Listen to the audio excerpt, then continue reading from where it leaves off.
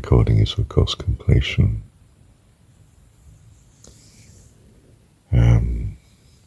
Two lots of 5, if you like. Didn't I tell you what 5 was? Well, the 5th day of creation, he made all the creatures, you see. And unenlightened man is a creature. He reproduces by the way animals reproduce. And, well, he has an animal spirit, so to speak. Yes. But of course he made man on the 6th day. Oh, my goodness, was this an upgrade? It was twice the value of, there's something double about the life of what we call the human being.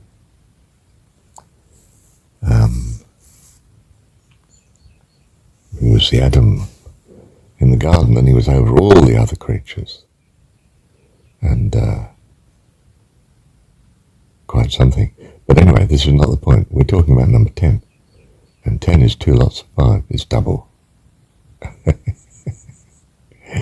If you thought creatures were amazing, my goodness, you should see what you are when you're created in heaven, for heaven, when you're born into the heavens. Well, it's called conversion. You're able to grow up into a member of the host of heaven. Yeah. It's actually, I mean, you condemn the serpent in the story, but it's what the serpent said. You're able to taste of the fruit of the tree of knowledge of good and evil, and you're becoming as us, the gods, in heaven. The serpent, you see, is a symbol of wisdom. You've made it a symbol of evil, and in fact your Christianity condemns the intellectual. There's something suspicious about him, because of course you don't understand him. Well, he's a specialist, he's an intellectual, isn't he? Of course you don't understand him. But he's not evil. I mean, he may have faults in as far as he's not as good an intellectual as he should be, but anyway, that's another story.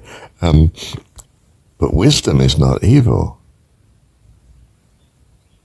It's a bit like Satan saying to Jesus, but look at these cities, look at the world, it's all mine. It's been given unto me. Bow down and you can have it. Share it with me, you can have it.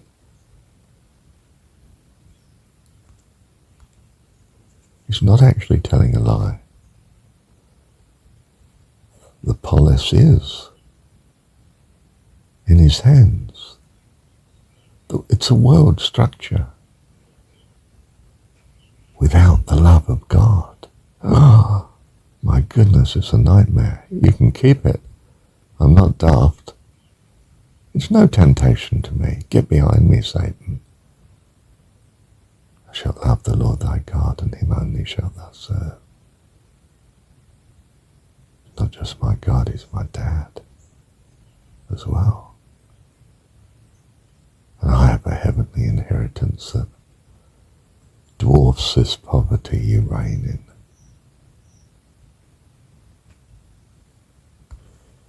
You are the emperor of ignorance and misunderstanding, but my Father is the King of heaven, the author of truth, love and light. What you need so much. You tempt me with rubbish,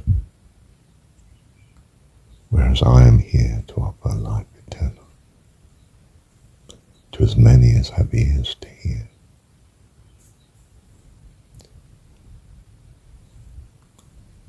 For this I am sent, and for this I will go. Get behind me, Satan. For you need to follow me, not entice me. Your offer is one of poverty compared to the riches of heaven. So man is made with this incredible mind, this brain, if you like, well, that's the evidence of it, but this incredible ability to feed on the thoughts of God, to draw from God all wisdom.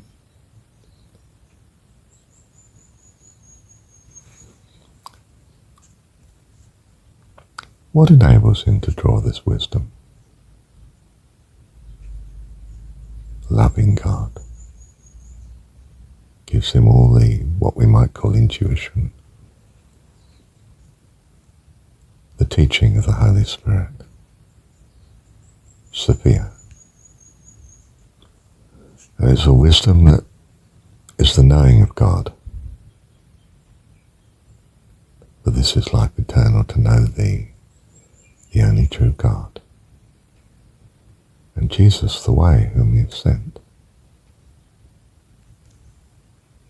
The way is not some religion.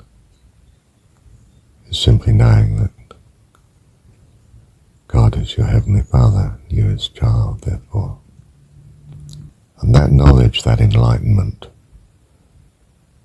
transforms you into the completeness, if you like, of the number 10. 2 lots of 5. If you like, the 5 senses are matched by 5 wisdoms. The 5 equivalents that you need of enlightenment from heaven to match your 5 sensibilities here. And the 6th is the obedience that man has the opportunity of, which is not to reproduce as if he were a mere animal. Quite simply, he abstains from such. As God created all by his will, so can you as an adult in the kingdom of heaven. You were as you were in the Garden of Eden, both male and female. He separated them out, made you as to have a partner with something of yourself, your rib, your side, in fact, one side of you. Separated the female from the male, so to speak. So you were not happy unless you came together again. But if you abstain from coming together, or to the extent that you abstain,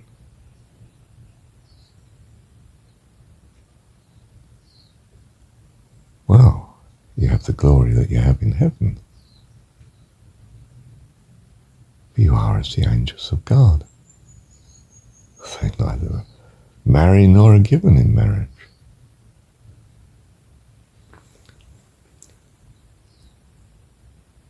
And you find wisdom flooding into you accordingly, as opposed to confusion and error. I didn't throw you out of the garden. You went of your own accord because you were confused. You were the prodigal. You took your inheritance and went off to a far country beyond the gates. And it was your great desire that ever kept you from returning through the gate. You saw it as an angel with a flaming sword.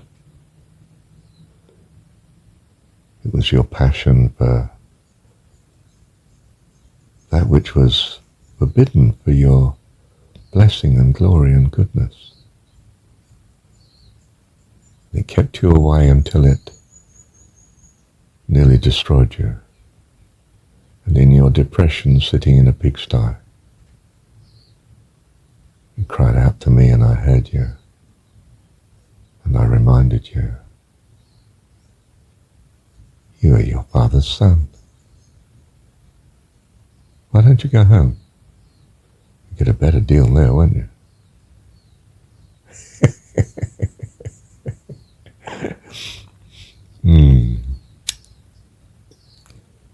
Good to have you back.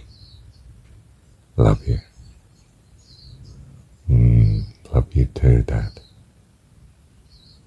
Love you, Dad. Thank you, Dad. You realise what this abstinence does? It leaves you crying out need. If you're a male, for the female that you've lost your side. If you're the female, the male that you've been separated from. What does this do? Calls on God. Comes to your rescue. You see, it's your spirit that needs the male or the female. And God is both. And he marries with you. And you become the 10. In a sense, it's my way of saying it. You become the number 10. The 5 senses that you have matched with the 5 that you lost. If you're the male, the female version. If you're the female, the male version. And God, of course, is able to supply that. Because he is both male and female. He's not one or the other. And you too. And the angels of heaven and the host of heaven, they're not given in marriage. If they want children, like all creating, they simply mind children. And children are. For they are as God. They are his family of adults. It's just that he is the Ancient of Days, the author of all, the father of all. He's Isus, son of Zeus, as you've called him in your Christian religion, in your ignorance. Poor souls. He gave him the right name and have no idea you did it.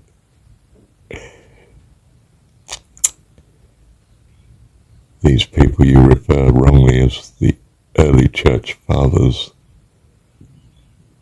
Didn't you know the scripture, call no man father? In fact, call no man teacher upon the earth. For one is your Father and teacher in heaven,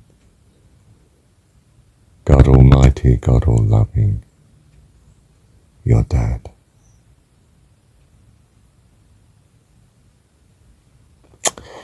Yes. Let's return to my point. This is what happens to the saint. Why is he in ecstasy? Because he's been married by all that he'd lost, all that he desperately needed, all that he forsook, too. Nothing would satisfy but you, God.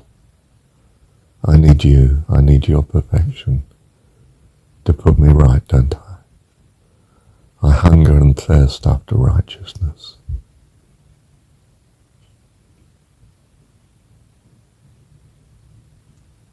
My love overpowers me. I've got a feeling, I don't think I'd risk it, but I should read the Song of Solomon.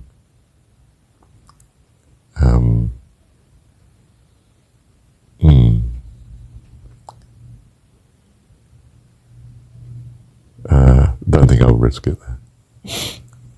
It was far too salacious for me. No, it's supposed to be symbolic and all the rest of it, but unless you're pretty enlightened, it's bit dodgy, really. Let me boast for a moment. Oh, I don't know as I will. No, I don't need to. Forget that. Be it enough to say I have married 3 times, and I would but have married once, but God did not have it that way. And I'm thankful to him for exactly the way he had it. But, and I should say not but, in some sense I do know what I'm talking about. And this is the value of having been the prodigal and gone off, that you do know what you're talking about. And you should be fully equipped to not be tempted effectively ever again. And I mean ever, for eternity. You need to be sound for the kingdom of heaven. And that's what this school teaches you. And when you graduate for real, for an eternal adult life in the host of heaven. Bless you.